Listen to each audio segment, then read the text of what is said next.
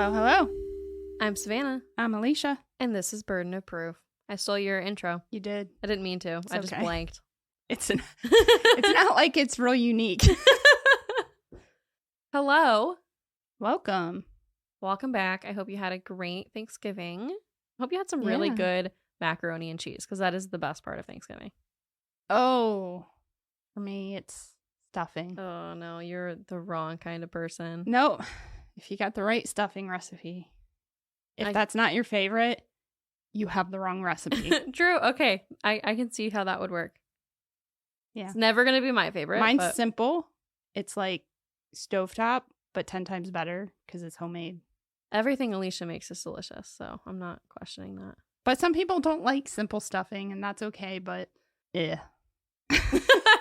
But Ugh. Yeah. I hope you got some good Black Friday deals, some Cyber Monday deals. Ooh. I love that places are starting to put things on sale early, but like it's really kind of dumb that they still call it Black Friday. Yeah. Black Friday deals.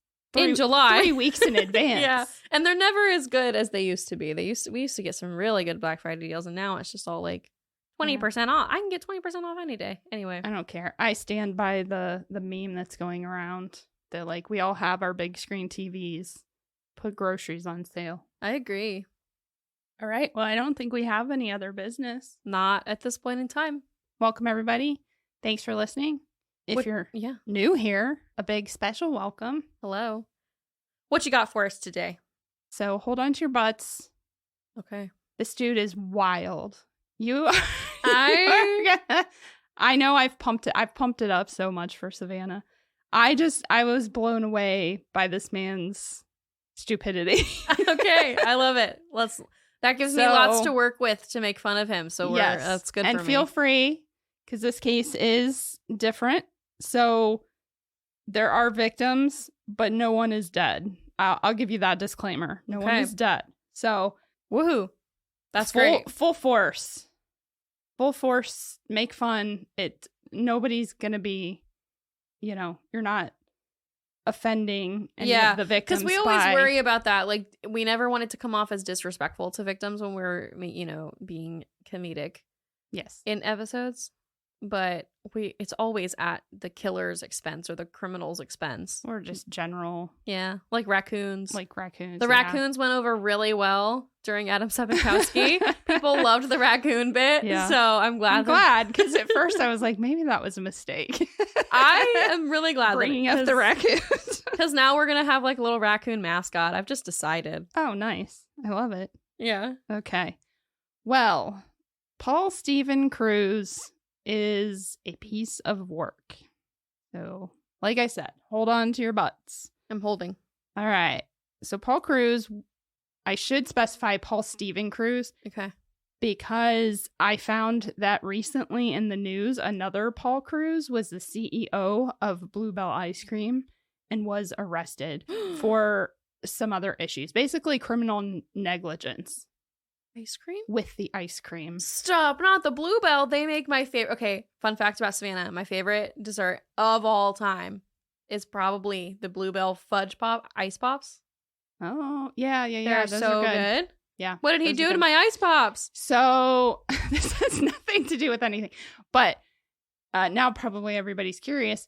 So, apparently, him and the board of the company were informed by quality control employees that this one specific plant had, they had roof leaks, and there was just a lot of issues with the building, and it was affecting the quality of the ice cream, and they warned them repeatedly, and they did nothing to repair it. They did nothing to, remodel or prevent it.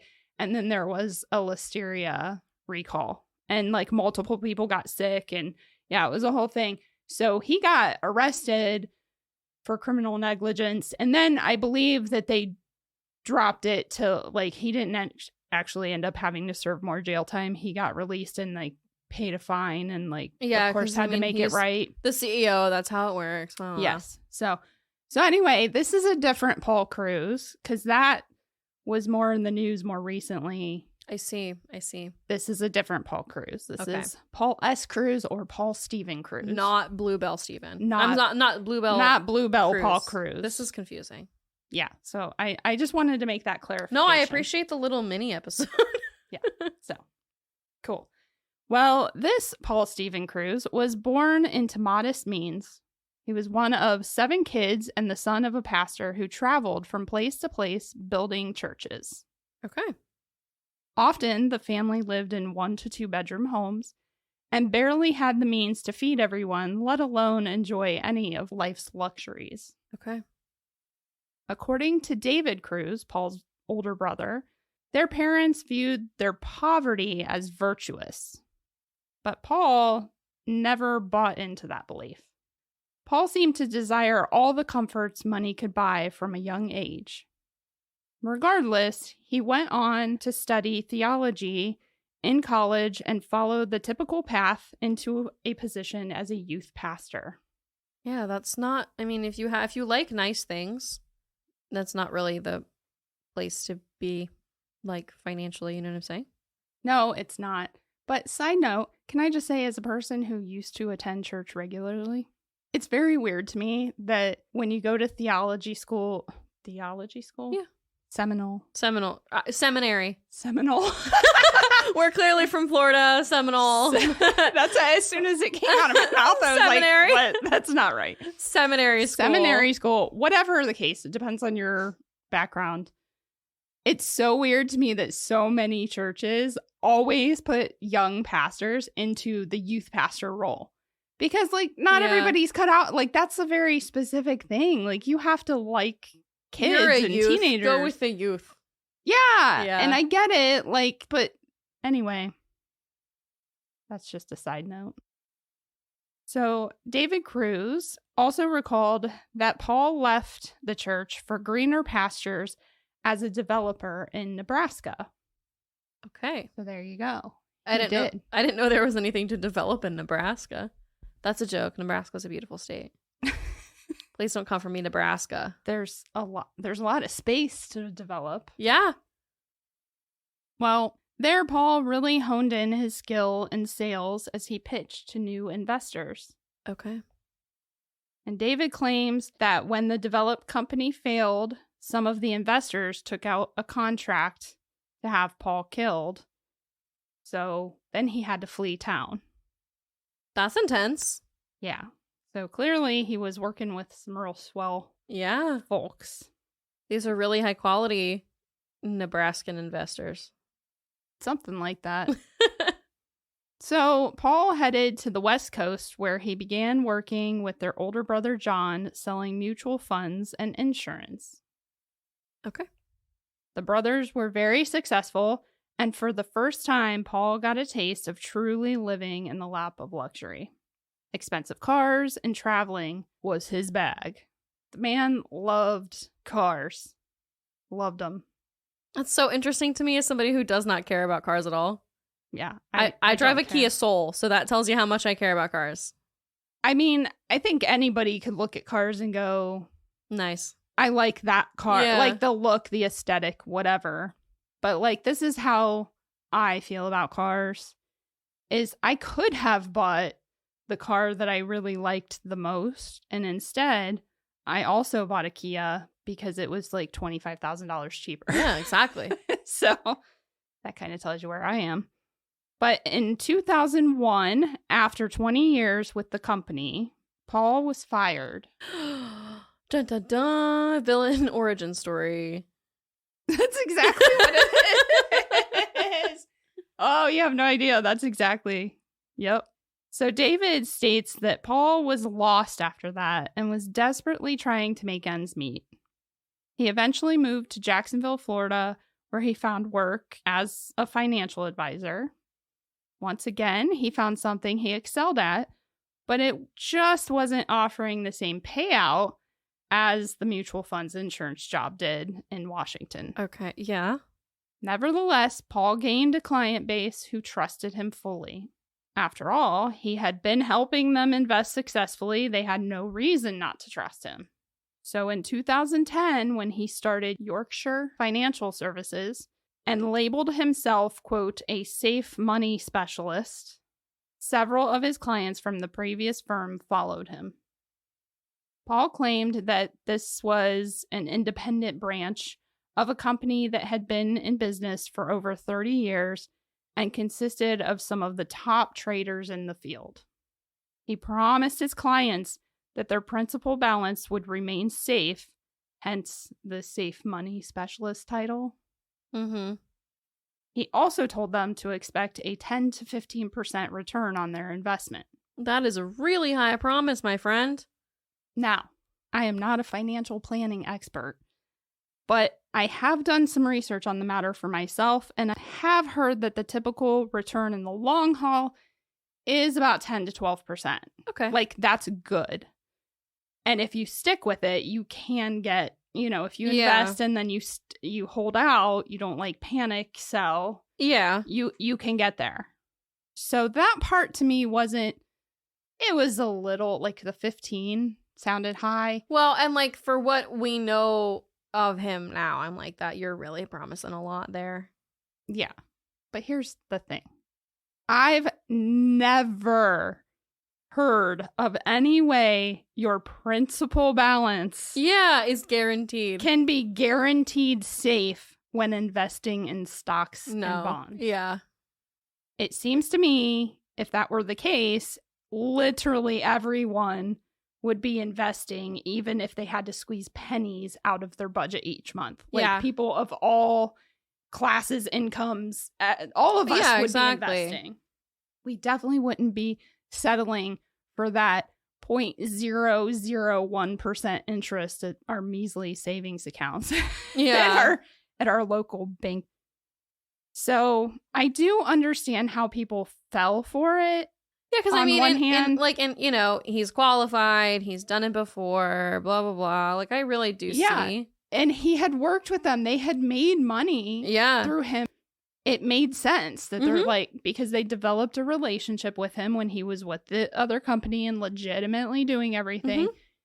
And then he goes off on his own and they trust him. They're not loyal to that company. They become loyal to their investor, to their advisor. Yeah.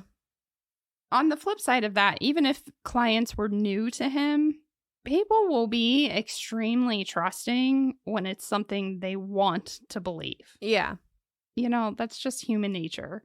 And who doesn't want to believe that they can invest in their retirement without risking any of the money that they're putting into it? Unfortunately, many of his clients were not wealthy individuals. Oh. So the money that they gave him really meant a lot. They were average folks who had worked really hard to save all that they had invested with him. Now, Paul's overhead cost for the business was limited because he was running it out of his home, but he was getting a bit overwhelmed doing it all by himself. Okay. The business grew when his brother John joined the venture and was now bringing in clients from Oak Harbor, Washington. But it was kind of Paul who was like managing everything. He would basically pay John. I believe they said he paid John like at least $100,000. I don't know if that was per year, if that was the clients often didn't have like millions and millions of dollars. So I can't imagine that it was per client, but he basically would pay John a flat rate and then he handled it from there. And that was a lot to manage. So when Paul met Amy Weatherford, the sister of one of his friends, he saw it as an opportunity. Amy had fallen on hard times financially and was looking for a new place to live. So Paul invited her and 2 of her children to move in with him rent-free if she would clean the house and kind of fill a personal assistant role for him part-time.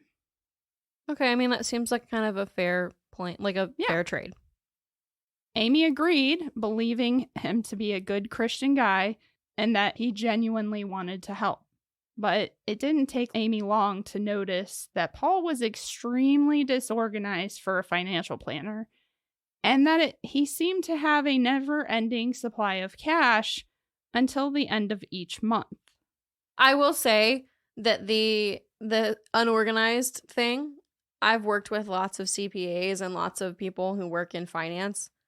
They tend to kind of be that way. Mm-hmm. It's very weird because you think that they would be the opposite, but they're really not. It's a really common thing. Like when we have people come through the office and they're like, oh, I'm a CPA. I'm like, you're not going to know. You're going to like getting confused. You're going to lose all your paperwork. We just kind of know that's how it's going to be. Yeah.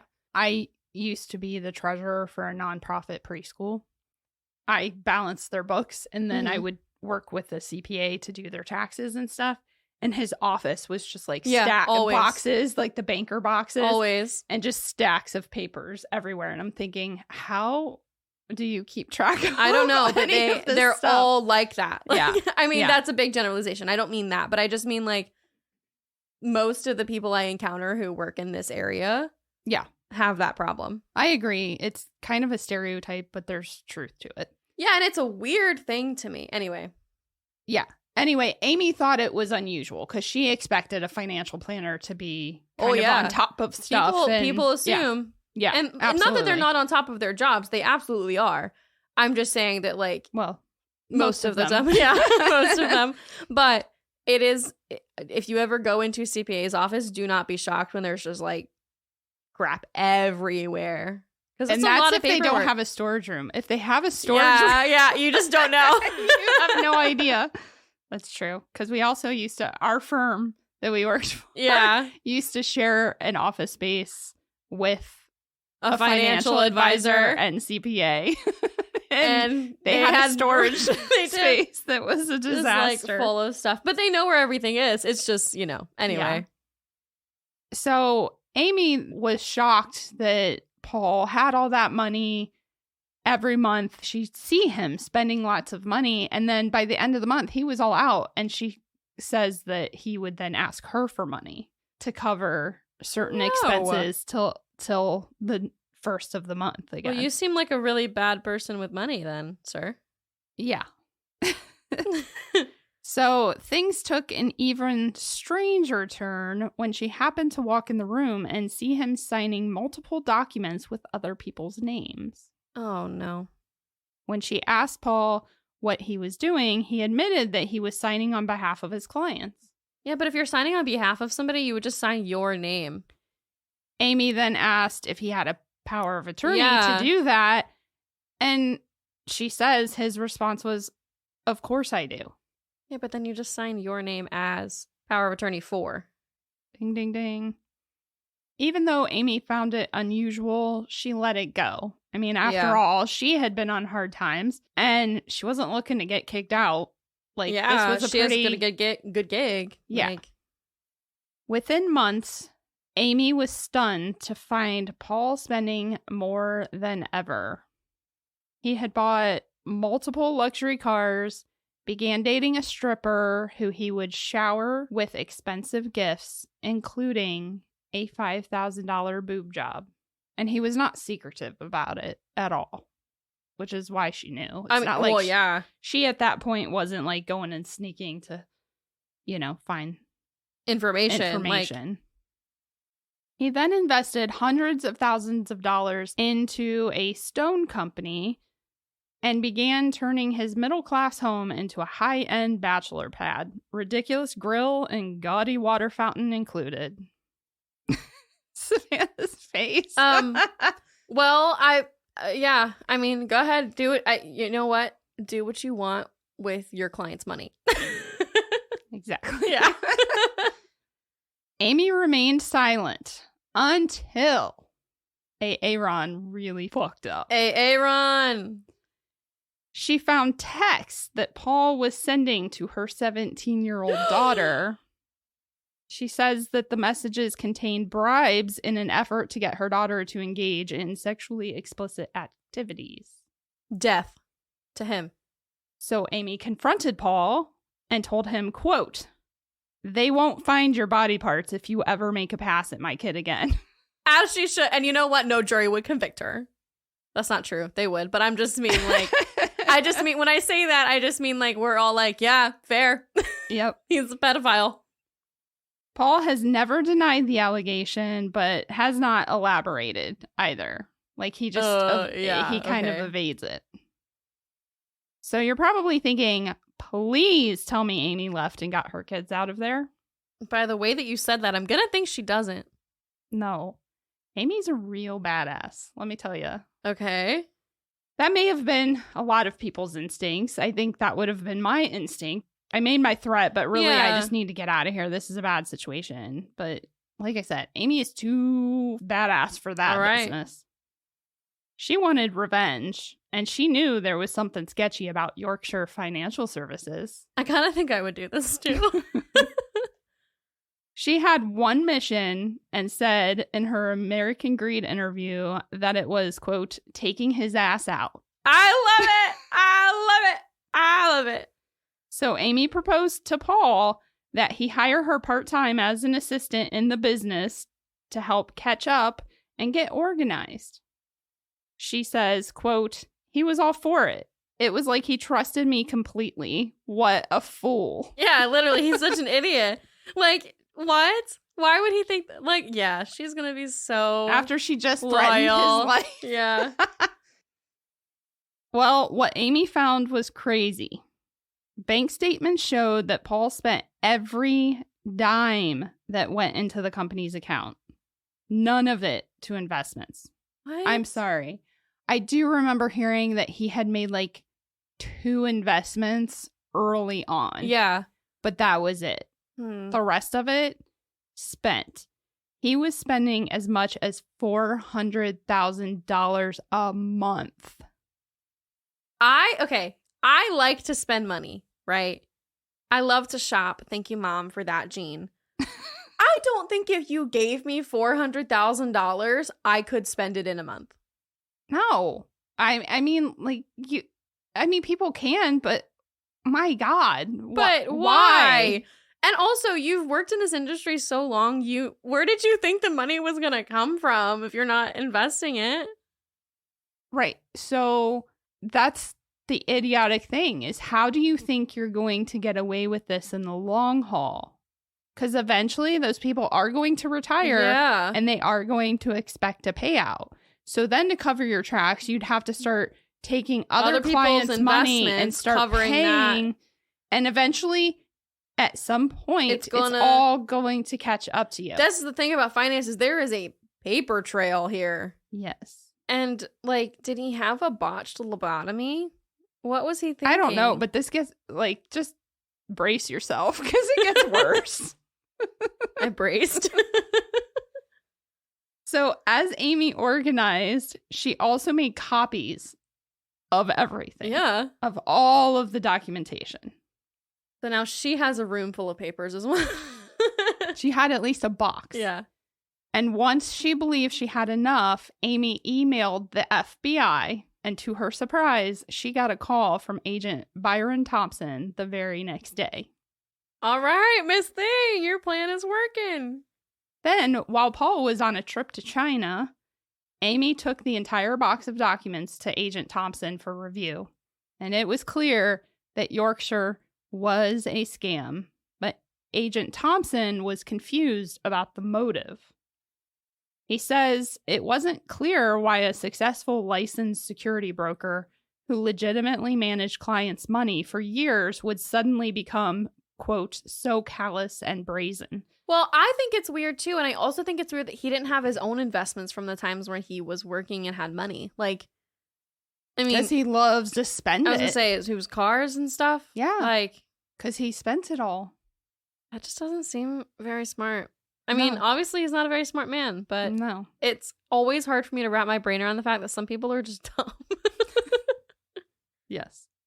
So Paul had known many of his clients for years and even considered some of them friends. And yet he knowingly took all of the money that they had. Agent Thompson flew out to Oak Harbor, Washington to speak with the victims of John Kruse. And to his dismay, some of them were not easily convinced that they were a victim to fraud. Like, they were like, what are you talking about? He would never do that. John would never lie to us. He told us that this was a perfectly good investment. Then by the fall of 2011, they were able to seize his assets, but Paul refused to talk. Yeah, I mean... Like, if they're seizing your assets, friend, they got something on you. And, like, again, you know enough to know you're not going to get away with it. So you should probably just be like... Oh, you have no idea how high he can fly. I'm sorry, that is truly, I'm sure y'all, anybody who's not new here, be prepared. I'm going to say it because that's one of my favorite lines from The Office. It's a great line. It's a great line. And you have no idea how high I can fly. Shortly after they seized his assets, some of the investors came looking for their money. And Paul could no longer put them off. Like, he was literally telling one lady, like, some things are happening and I'm not sure. And she's like, what do you mean things are happening? And he's like, well, just you'll see some things are happening. Watch the news. Like, he's like, I can't get you your money right now because I don't have it. Yeah. So about a month after dealing with that and people coming to him for their money, Paul finally gives up and called Agent Thompson, stating that he was tired and they both knew he was guilty. Paul turned himself in at the federal building in Jacksonville and signed a written confession. In the confession, Paul stated that the entire thing was like a Ponzi scheme and that he was remorseful for lying to clients and having his brother recruit and lie as well. Shortly after his confession, agents learned that Paul Kruse had recently been arrested and was sitting in a county jail. But not for fraud. Pedophilia? Apparently, the pedophilia runs in the family. It turned out that John had another habitual crime, this time that led him to getting arrested for thinking he was meeting a 13-year-old girl for sex. No. When they dug a little deeper, he also had a rather extensive record for sex crimes. So the judge sentenced him to a minimum of 4 years and 10 months in a Washington state prison. Now, the beginning of the following year, 2012, a grand jury indicted both Paul and John on one charge of conspiracy, and I think I got that wrong, because two different sources said two different things. So I'm not sure if that was like a combined thing, conspiracy to commit wire fraud, or if there was a conspiracy charge and then a separate wire fraud charge. I think that's how it normally is. There's a separate wire fraud charge. Okay. In a move that has baffled me, they then transported John to Florida and placed him in the same facility as Paul. That's all I have. Just a deep sigh. Once there, John hung himself, but he left no note and never indicated to anyone that he was suicidal. Okay. Are you implying something? Well, I know he wasn't in that prison for his pedophilia, but we all know that, so it's hard to say. But the authorities believe that he hung himself, or that's what they say. Cause of death is listed as hanging, so there you go. Yeah. That's what you get. They believe that it was because these guys are older. Like, John was 65 years old. Yeah. And he was already serving the nearly 5-year sentence for the pedophilia. And then he was facing up to at least another probably 10 years for the wire fraud. Mm-hmm. So they're thinking, prison is not easy on the body. No. And so they're thinking he just did it because he figured, hey, I lived my life and I literally will likely die here or not have much of a life once I finally get out, even if I'm still alive. So, yeah. Well, Paul was beside himself. And regardless of him confessing to the scam, that was going to leave John with a much longer prison sentence. He certainly wasn't going to admit that it was his fault that John was in that predicament. Instead, Paul grew more and more unhinged in the delusion that it was all Amy Weatherford's fault. It's because it's Delulu. The man is so Delulu. It's so Delulu. Like, because clearly it's not. And like, everybody's like, really, dude? Well, corrections must have picked up on Paul's distress because just days after John unalived himself, they moved Paul to the Baker County Detention Center, where Paul was roomed with, I'm sorry, not roomed. Was roomed with, like, this is a college. Yeah, I'm bunking with this guy. We're going to camp. Yeah. He was cellmates with a man named Dre, who he became very chummy with. Not chummy.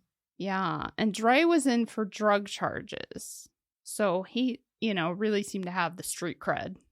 Okay. As the agents like to say.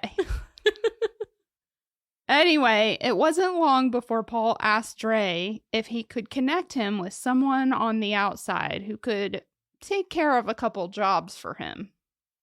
And it's so, like, I can't stress this enough. It's so crazy to me that somebody who has committed, especially that level of fraud, and who has lied to so many people is so trusting. He's so trusting of all of these people, of Amy, now of this dude that he just got put in a cell with.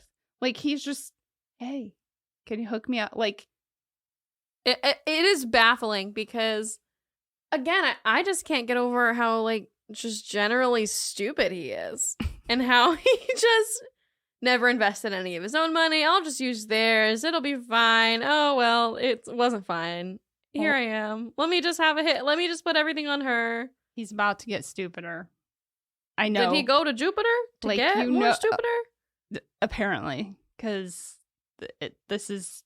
I can barely talk. My gosh. That's why I keep stammering over my words. He's going to blame a raccoon, isn't he? Everything but. Like, yeah, we'll get there. Like I said, first, he trusted Amy, who betrayed him. And then he gets put in the cell with Dre, and he's just like, right out of the gate, hey, man, help me commit more crimes. Yeah.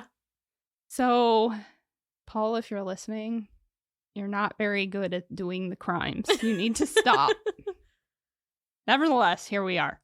So, on September 4th, 2012, while Paul is still awaiting trial, Dre makes a call to a man named John O'Leary, and once John picks up, he handed the phone to Paul.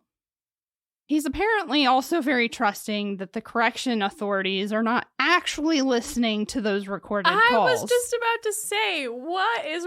And we've talked about this before, I think. Yeah. People are so ridiculous. They're just, like, talking over these phones like there's not... Like, somebody is listening to you. Yes. And he was so quick to bypass small talk and get straight to the point. I need you to kill. So the conversation went like this. A reminder, of course, John, the brother, is dead for the sake of not mixing up Johns. Yeah. In case somebody forgets. That's true. I'm going to just call Hitman O'Leary. Okay. I'm going to use his last name. So the conversation... No, you have to call him Hitman O'Leary. Hitman O'Leary. Okay, I'll do that. The conversation went like this.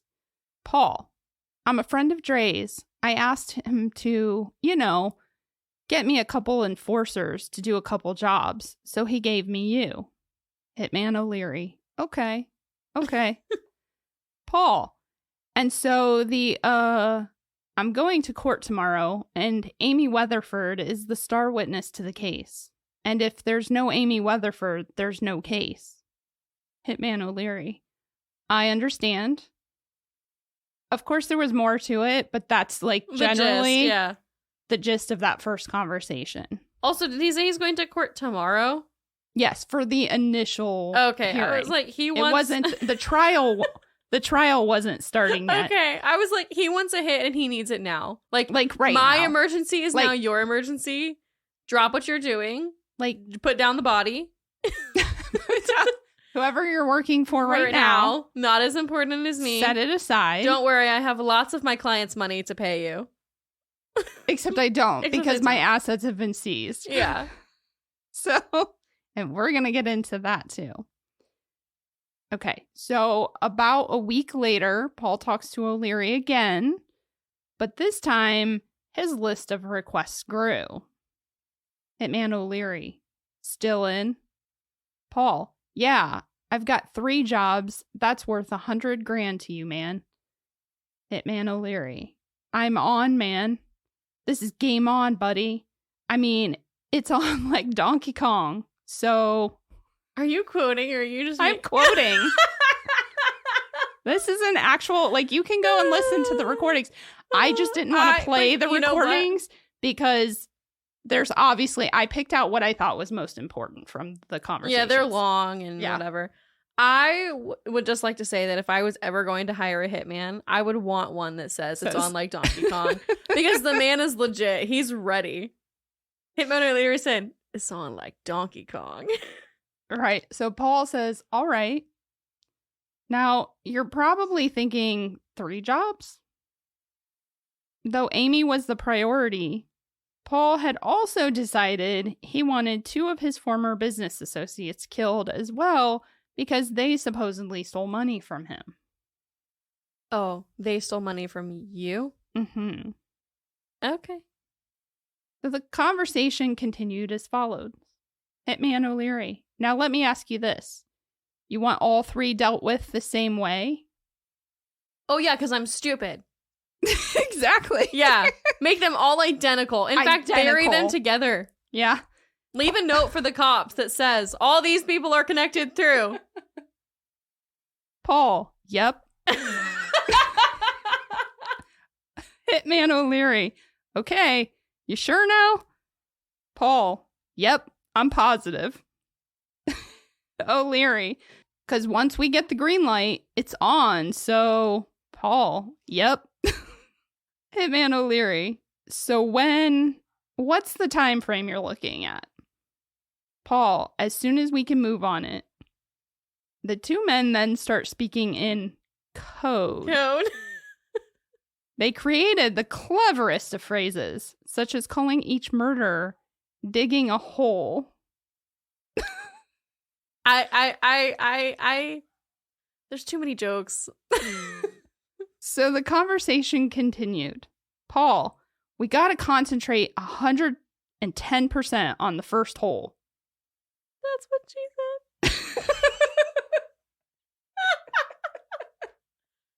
Oh my gosh. This is the stupidest thing I've ever heard in my life. You could have made the code juggling. We have to concentrate 110% on making sure the juggling gets done. You could have said anything. Eating edamame. You could have said we have to concentrate 110% on eating that edamame. So, digging a hole. O'Leary says, yeah, okay, that's no problem. Paul, if I can't get my ass out of jail, I can't accomplish anything. Shortly after that conversation, O'Leary sent one of his associates, a big tough-looking guy named Richie, to visit Paul in person. Once again, they're being recorded because visitors only get to see inmates through a video phone system. Yeah. Still, Paul goes into detail about what he wants done to Amy Weatherford. So it went like this. Paul, I need 2 things from hole number 1. I gotta have a confession that is signed and notarized. All right? A notarized confession? It gets better. A notarized... Hi, ma'am. Can you notarize this for me? What is it? It's my confession. It gets better. I'm a notary and I'd be like, okay, $20, please. I can't. I'm charging you double because you're going to jail. I'm going to charge you double and then call the cops as soon as you leave. Yeah. He says, in that confession, she's to, say that there was no conspiracy between my brother John and I to take my investors' money. Richie, all right. Paul, 2, she's to admit that she put a scheme together and have her make out a suicide note. Richie, okay. Paul, and in that suicide note, just say that she's had a come to Jesus meeting and can't handle the shame of what she's done, and so she's going to take her own life. Richie, okay, easy enough. Paul, Now, we're going through all this effort to get me out of here, Richie, right? Paul, if it doesn't happen, then I'm going to give you a hold number 4 to go after Mark Devereaux. Richie, okay. Paul, but I'm hoping that this will take care of it. Richie, sounds like it will.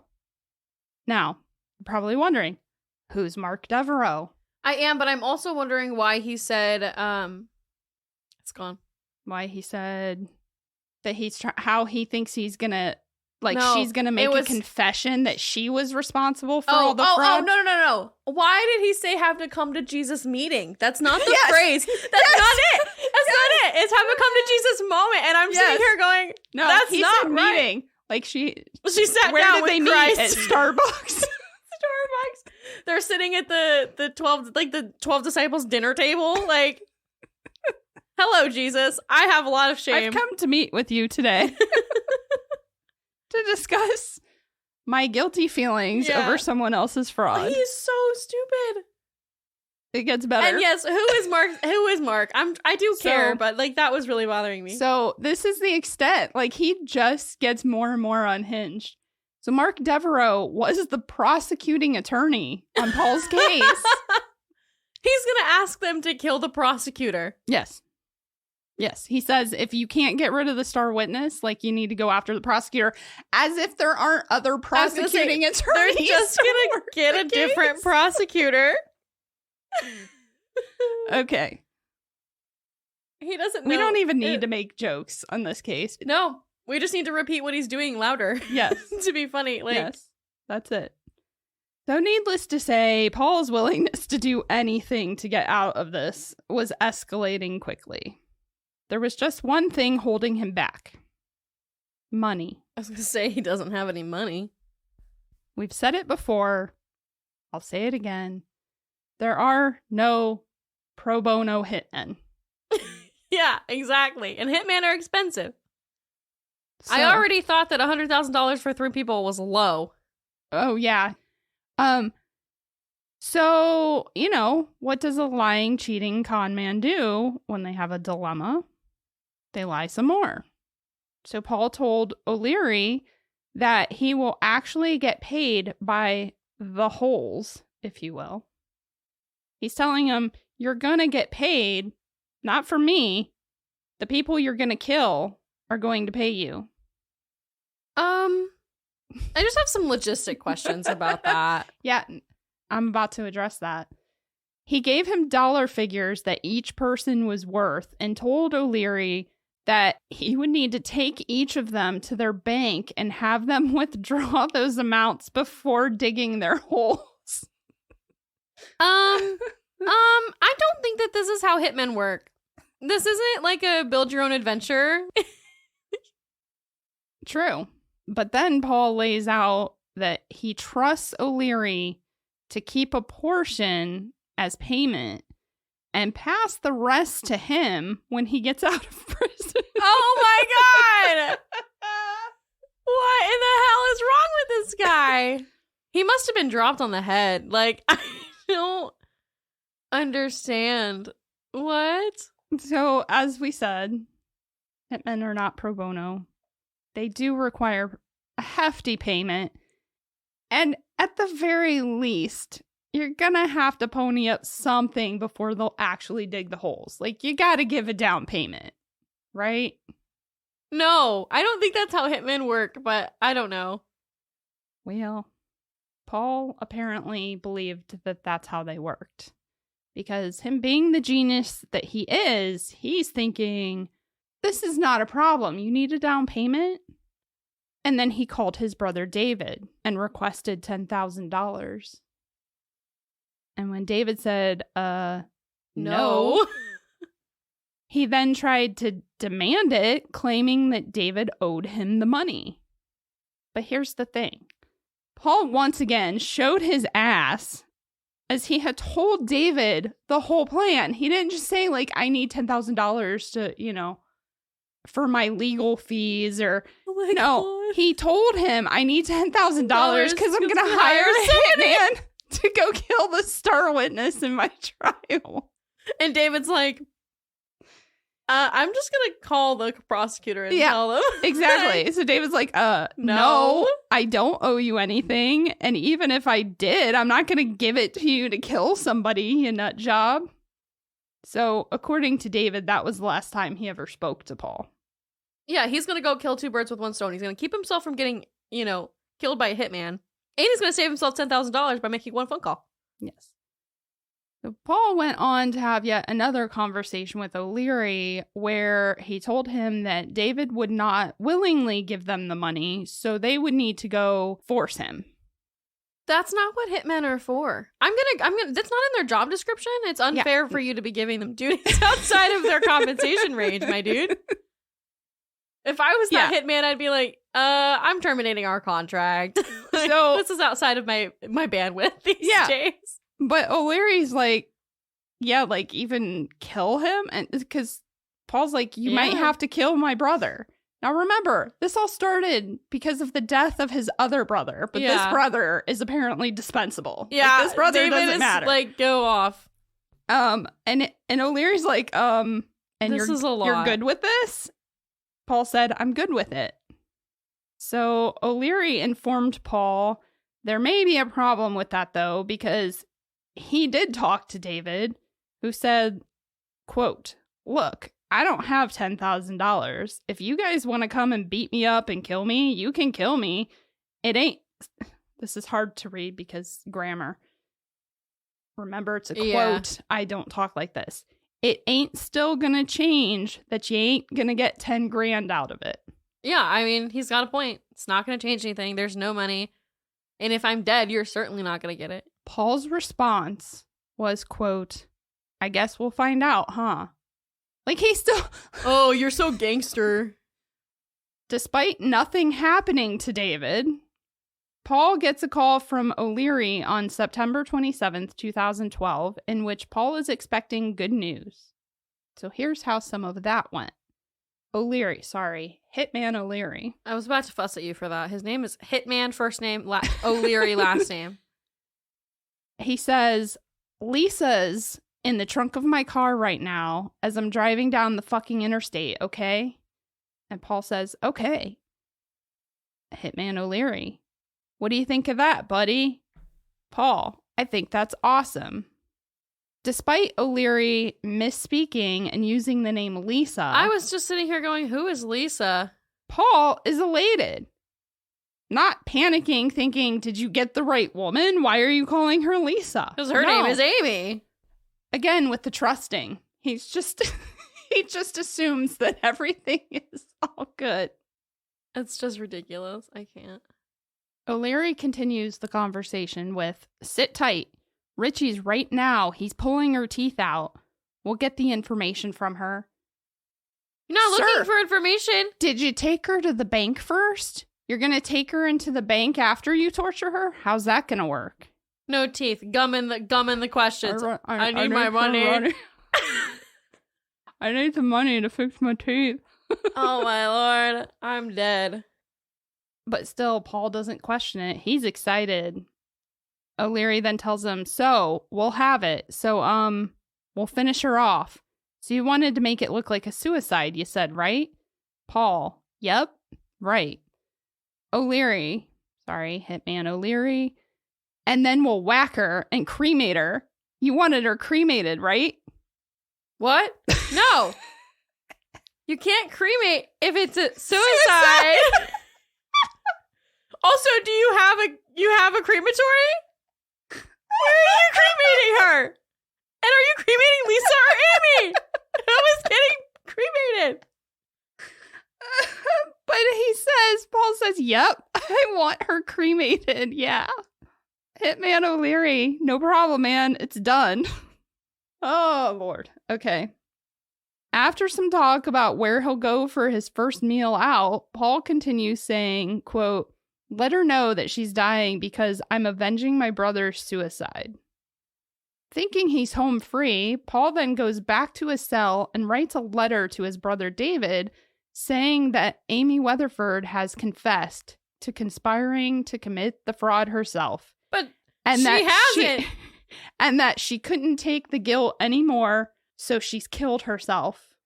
You know what? He's digging his own hole. Yes. While I'm sure you've caught on to the many gargantuan missteps in Paul's plan, he actually had much bigger problems. Of course he did. I'm surprised that you haven't said anything about this, but Okay. listeners might have. So if you're listening to this and you already caught on, good for you. See, the con man had been conned. Dre was not really his friend. I kind of figured that John O'Leary was not really a hitman. I kind of figured that, but... And Richie was not really a thug. John O'Leary was actually John Leahy, a special agent with the Bureau of Alcohol, Tobacco, Firearms, and Explosives, or ATF. And Richie was actually Agent Rick Samples, also with the ATF.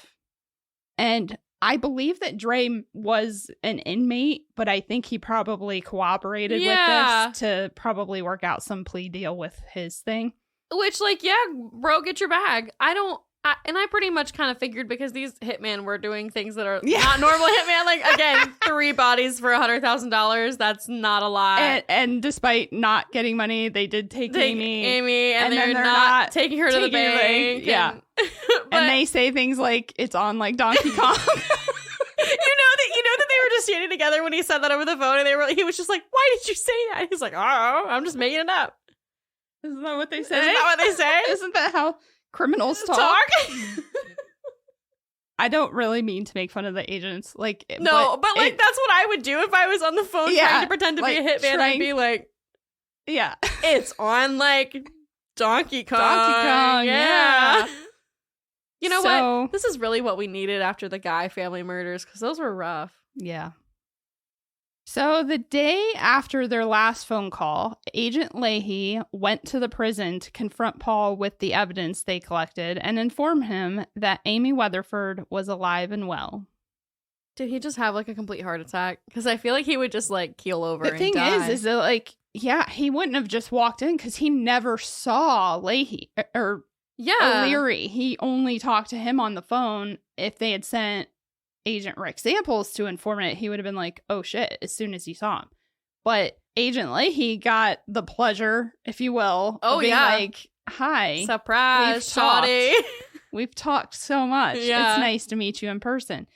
So, yeah, I'm sure he was shocked, but at the same time, the man is Delulu. So just wait for it. I'm so excited for this. So the prison guards then moved Paul to solitary confinement so they could do a search of his cell for further evidence. And to their horror, they found a written detailed plan he wanted implemented on Amy. Oh, I don't know if I want this. Is going to be sad. I simplify it because, yeah, it's gross. It's so gross. To be more exact, it was a literal checklist of binding, torture, and rape with what I will refer to as a very specific instrument to keep things remotely palatable. Gross. Yeah. Disgusting. Paul kept hope alive, though, because Agent Leahy left out some details about the operation, and Paul, as you likely gathered and or we've expressed, isn't very good on picking up what people are laying down. Oh my lord. As they do with undercover cases, he had only told Paul what was necessary, meaning don't blow everyone else's cover. Yeah. Just his own. So Paul believed Dre had nothing to do with it and began trying to pass notes warning him that they were both in trouble. The note informed Dre that John O'Leary is actually an ATF agent who duped them both and said, quote, he needs to go before he can testify against us or we will be in prison for the rest of our lives. My dude. She's literally taking her headphones off and just calling it a day. I can't do this anymore. This is ridiculous. Yep. That's it, folks. That's all we've got for you today. The notes, of course, were intercepted. I mean, What are you going to say? You can call Paul a lot of things, but a quitter ain't one of them. Oh, yeah, he's not a quitter. He was never going to admit defeat. Just a month after his plan to murder up to 6 people, because, let's see, there was Amy, there was the 2 associates. I mentioned the prosecutor, Mark Devereaux, his brother, David, and now the ATF agent. So a month ridiculous. After that, all these plans went awry. Paul was indicted with attempting to murder a government witness and murder for hire plot. The trial for those and his wire fraud indictment took place in February of 2013. And the prosecution had a long list of witnesses that included clients from Yorkshire Financial and 3 of the 6 people on his hit list. Amy Weatherford, obviously, Agent John Leahy, of course, and finally, Paul's own brother, David. Yep. David says in his American Greed interview that he chose to testify not because he was angry, but because he truly thought Paul was a danger to society. I agree if he was smart enough to actually do anything. Yeah.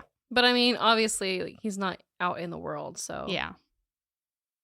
And the prosecution, of course, also had what probably amounted to hours of recorded conversation between Paul and the agents posing as hitmen. Because what I covered was seriously just the highlight reel. It was just the tip of the iceberg.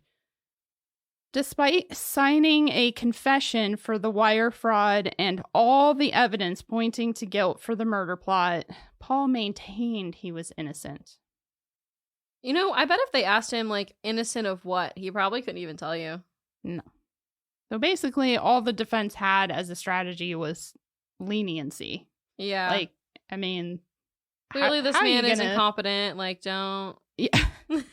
Clearly, he is the town fool. I'm not saying that you should go easy on his sentencing. I'm just saying maybe we put him in a hospital. Yeah. So they argued that Paul had been suffering from depression since his life fell apart and going all the way back to the 1990s when he got divorced. Apparently, he had gotten divorced in the 90s, and then in 2001, he had been fired, and like from that point on, he just unraveled. They admitted that he was spending money irrationally and dating strippers, but claimed that it was out of his mental health declining to the point that by 2012, he was completely irrational. They weren't exactly arguing an insanity defense, but they were saying, take it easy on him because we really think he wasn't like in his right mind. In the sentencing phase, they had even written in their motion for leniency or whatever. I don't know if that's a real thing. But they filed something with the court basically laying it all out.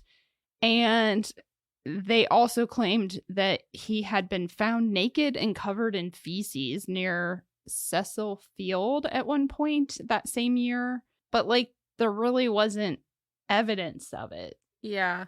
So they're just like, what could make him seem really crazy? Oh, shit. Like, that's probably just something that he told them, I'm guessing. I don't know. But the prosecution wasn't having it. They argued that due to the continuous escalation of his crimes, he should incur the maximum sentencing. And the jury found Paul guilty on all counts, and his sentencing hearing was scheduled months later in June of 2013. So that gave Paul time to think and come up with a nice plan to present to the judge. Oh gosh. Okay, so let's talk a little bit about how the justice system works. You do something, and then somebody else tells you what happens. You don't get to come with a presentation in a PowerPoint and say, look at my transitions. Don't send me to maximum security. But for real, the audacity. I know. Like this man has no respect for the judge or the judicial system. He's just like... He don't care. He's trying to off federal agents and prosecutors. It's ridiculous. Like, if I had to stand in front of a judge, I'd probably pee myself. And he's just like, let me show you my PowerPoint. Judge. Yep. It's a Google Slides. This man went back to court for his sentencing hearing and proposed that the judge release him so he could start working and pay back all of the fraud victims. Never mind that I tried to kill 6 people. That I was trying to set up. Yeah. And a murder. Just ignore that. Just ignore it and ignore the fact that nobody's ever going to hire me in the financial industry. Yes. Yeah. I'm not going to hire you at McDonald's. You're going to steal the till. Needless to say, the judge said no. Yeah. Now, before I give you what he was sentenced to, I want to break down just how ridiculously deep of a hole he had dug for himself into by wanting to dig other holes, so to speak. A lot of digging. If he had been convicted of only the conspiracy and wire fraud, he likely would have gone to a white-collar minimum security facility for a minimal amount of years. Yeah. I mean, the prosecutors themselves said that in an interview. He had no prior history. He had been a legit financial advisor before that. Yeah. This was his only crime. So, I mean, he would have done time, but it wouldn't have been that much. Yeah. Apparently, the maximum for those crimes can be up to 20 years, but they were like, he wouldn't have gotten that. Yeah, no. Because he decided to conduct what may be the dumbest murder for hire plot I've ever heard, he was sentenced to 30 years. There you go. There you go. And he's older. So in 2013, he would have been around 60 years old. Yeah. Of course, it didn't end there. The last appeal I found was filed in the 11th Circuit U.S. Court of Appeals in 2015. Oral arguments were given and the matter reviewed by Circuit Judges Martin and Anderson, as well as District Judge Moreno. And in it, Paul argued that the district court abused its discretion by denying his motion for a mistrial when the prosecution elicited answers from David Kruse during testimony that may have led the jury to believe that the defense team, particularly one defense attorney, knew that Paul was planning to kill Amy, but they did nothing about it. But right. But so if that was actually the case, like, okay. Yeah, but Amy was never in any real danger. Correct. But the defense made no objection at the time. And then upon cross-examination, the defense attorney actually extensively questioned David on those facts, eliciting the same answers. Amy had also testified on being notified about the plot and referred to one of the defense attorneys as, quote, a wonderful gentleman, indicating he was, in fact, not a monster who kept that information to himself. Called and said, hey, we know this is happening, but... It was implied that, and it was because David, when David had the issue of them coming after the money, he did call, he didn't know who to call. So he called the defense attorneys and said, hey, this is what my brother's doing, I believe, from what I gathered in the appeal. But they just didn't explicitly say I said to her. The defense attorney is who, like, it was implied that they did the right thing. But, like, at the end of the day, it doesn't matter because she was never actually going to be killed by anybody. Yeah. Well, Paul's next argument was that testimony on the impact of victims' losses was irrelevant. The money that people lost when you fraudulently took it from them is irrelevant to your fraud charges. Sir, you didn't defraud a Taco Bell. You know? You didn't defraud like $300. You defrauded hundreds of thousands or millions of dollars. You didn't it is magic tricks in the park. Yeah, where it is. People put down $1 and then it disappears. It is very, very, very relative. Well, I'll get on a little bit of that, but generally speaking, the appellate court found that their statements were relevant But they did note that they found the extent to which the prosecution went a bit much. But nevertheless, they found it harmless. Yeah. Because there was enough other actual physical evidence that, like, there you go. There was no question as to what he was doing with the money and that it was fraudulent. Now, finally, Paul argued that the district court erroneously applied the sophisticated means enhancement during sentencing. What is that, you ask? According to federal criminal attorney Ann Fitz, it is a guideline that, quote, seeks to address cases where the defendant employed complex, intricate, or sophisticated means to carry out the fraudulent scheme. So basically, it's a sentencing guideline that judges use when the evidence has shown that the defendant has gone to great lengths to commit the fraud. Yeah, like... so that they can justify a harsher sentence. It's just... Yeah, it's not like he thought about it for 2 days and was like, yeah, that would work. He, like, in depth thought about it. It's very premeditated. And continuous. Yes. And it wasn't a temporary lapse in judgment. It was a continual lapse in judgment kind of thing. Yes. That makes sense to me. So the appellate court said Paul failed to explain away his decision to funnel the money through an equity trust, which is sophisticated means. And the district court expressly stated that the sentencing handed down would have been the same, even if some of those guidelines within that enhancement were found to be erroneous. So they basically said, like, we know some of these don't apply, but some of them do. So, like, just for future appellate purposes, we're expressly stating, like, this is our decision either way. We know that some of these don't apply. We don't care. This is the sentence. So the appellate judges said nope and affirmed Paul's sentencing. Now, I found this interesting. Though all the judges concurred on the decision, Judge Martin had a difference of opinion on the opinion, so to speak.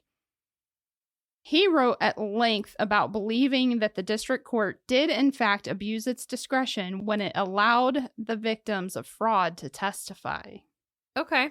However, he acknowledges that it was harmless due to the overwhelming evidence of Paul's guilt. I kind of understand what he's saying. I do too.